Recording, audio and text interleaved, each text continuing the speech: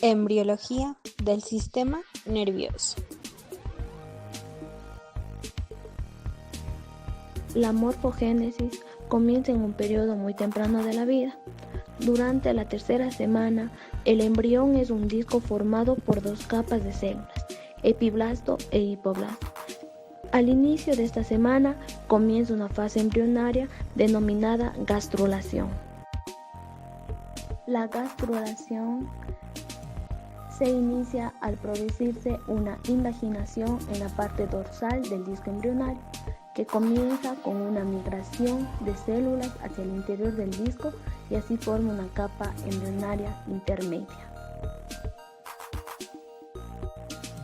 La capa embrionaria intermedia se encuentra formada por tres capas: endodermo, mesodermo y ectodermo, que a partir de ellas comienza a desarrollarse todas las estructuras del organismo.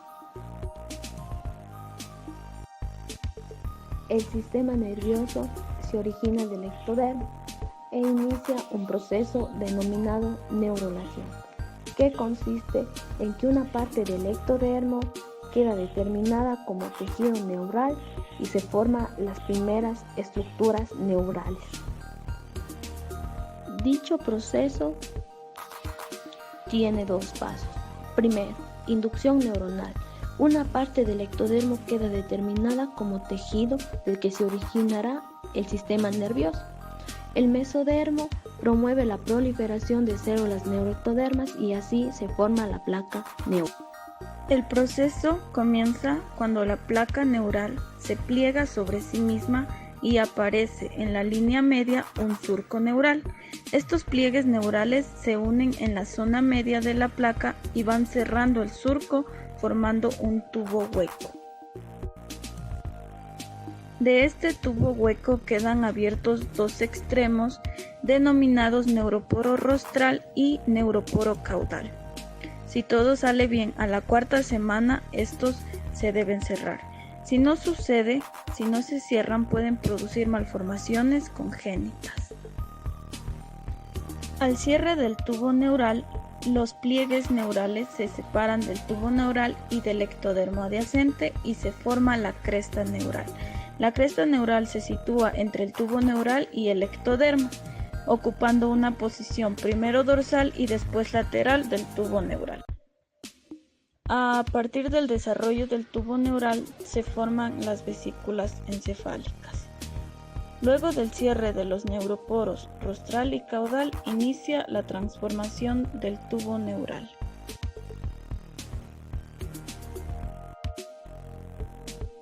A la cuarta semana, el tubo neural se curva por las flexiones mesencefálica y cervical y aparecen tres vesículas: el prosencéfalo, el mesencéfalo y el rombencéfalo. A partir de la quinta semana, estas vesículas se van a dividir. El prosencéfalo se va a dividir en dos vesículas, el telencéfalo y el diencéfalo.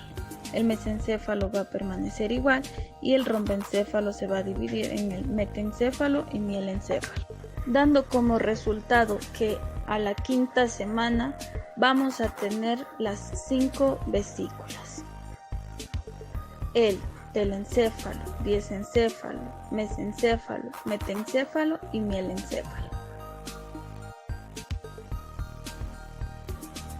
Segmentación del tubo neural. Las vesículas anteriores están divididos en segmentos llamados neuromeros. Rombocéfalos segmenta rombomeros. Son aquellos que dan lugar a los nervios craneales. La regionalización funcional. Se establece el patrón dorso-ventral. Diferencia y separa las células que llevarán a cabo las funciones sensoriales. Patrón dorso-ventral. Se establece por mecanismos de inducción que son señales ventralizantes de la notocorna, induce formación de la placa del suelo que diferencia las células motoras. Señales dorsalizantes, induce la formación de la placa del techo de las células sensoriales.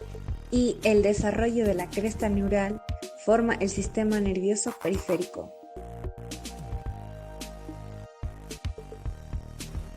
Desarrollo de la cresta neural. Al comienzo de su desarrollo se sitúa dorsal al tubo neural y después se parte en dos mitades que se coloca a cada lado el tubo en interacción con el mesodermo subyacente. En la formación del sistema nervioso periférico se extiende desde la vesícula diencefálica hasta el extremo caudal del tubo neural. Aquí se establece la separación del sistema nervioso central y el sistema nervioso periférico. La cresta neural se ubica al dorsal al tubo neural, se parte en dos y se coloca uno a cada lado del tubo neural en interacción con el mesodermo. Por tanto, el mesodermo se segmenta en bloques y se denominan somitas. A partir de la cuarta a la quinta semana, la cresta neural ha formado ganglios espinales, marcados por los somitas, y luego los ganglios espinales establecen una segmentación de la médula espinal madura. De los ganglios espinales se extienden dos prolongaciones, hacia la periferia centrífuga y otra central, centrípeta, que se dirigen hacia el asta dorsal de la médula espinal. Las prolongaciones centrales forman las raíces dorsales del nervio espinal.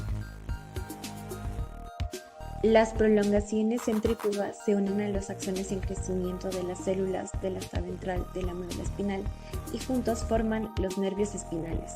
Al tercer mes de desarrollo, el tubo neural se extiende en toda la longitud del embrión y los nervios espinales atraviesan los agujeros invertebrales.